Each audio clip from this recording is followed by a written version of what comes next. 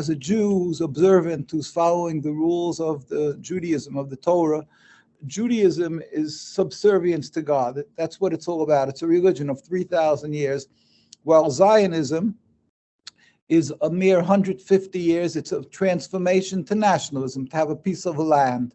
It's a political movement. It's a materialistic movement.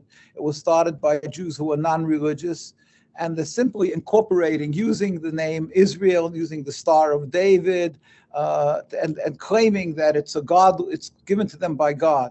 And we who are following the Torah, who are true to the Torah, stand up adamantly refuting what they're saying. The Torah clearly states that we shall not kill, we shall not steal, and the whole concept is strange, is totally antithetical to our teachings, contradictory. The Jewish community had been living together with the Muslim community and the Christian community, and since this movement started, and since they gained hold in the land and eventually got rule over the land, there's been endless bloodshed. There's hate that has grown thousandfold. It's a wedge driven between the Jews and the Muslims, and it's brought death and suffering to the Palestinian people in the majority, but to the Jewish populace also.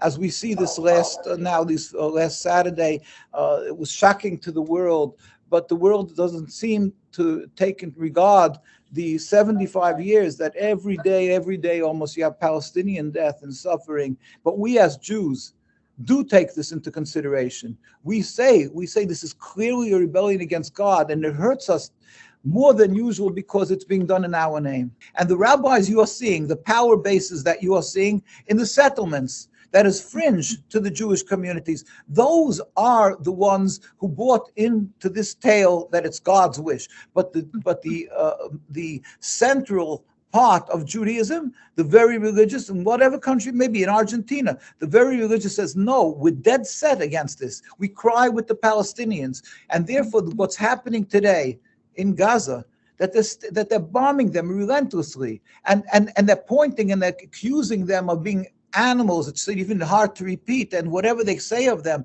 of being terrorists, it's not. It's all to cover their totally illegitimate occupation. And to that, I'll bring a simple proof. We lived together, the Jewish community, for hundreds of years in Palestine, in Egypt, Morocco, Tunisia, Iran, in all the countries we lived and flourished as religious Jews amongst religious Muslims without any human rights groups to protect us. We always lived together. We babysat each other's children, even though we have a distinctly different religion. And it was never a cause of animosity.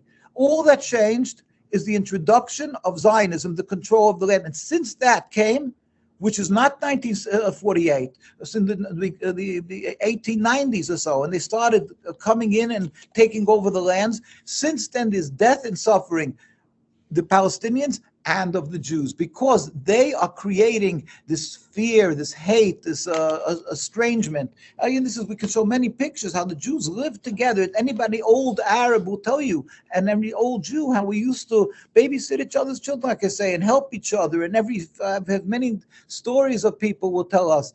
So it's clearly what these Ben Gvir and these other people are saying. They are coming from Mizrahi. That is that segment that is religious Zionists, but not the central, what we call the Eid Chorei, this God-fearing community, and around the world. We stand in total opposition, and it hurts us, and we have no words for the suffering, the Palestinians. That's why we came out, even today. Yes, we go out in tens of thousands, but we would have hundreds of thousands demonstrating constantly, but the fear of the repercussions from the Zionists, because they're vicious.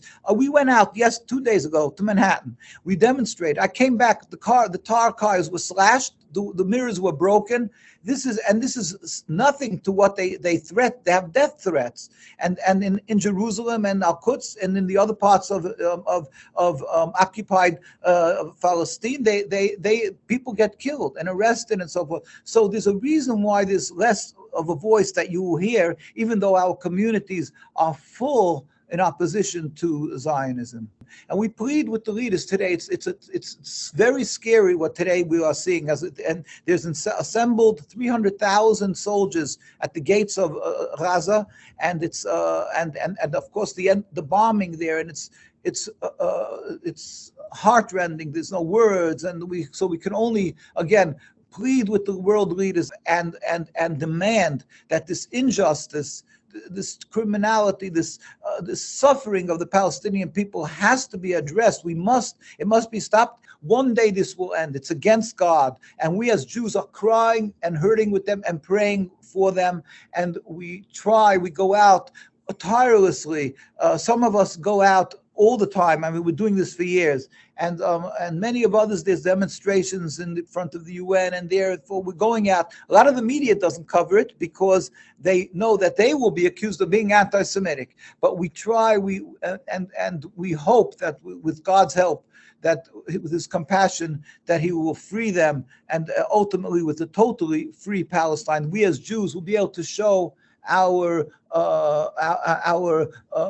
tremendous gratification for the fact that we were embraced and taken in when we suffered in Europe. We went through crusades, inquisitions. It was the Muslim countries that took us in, and we flourished there. So we should be able to show again our gratefulness, and not to watch how they're being vilified. We hope it will happen soon in our days, and we apologize that what's being done in the name of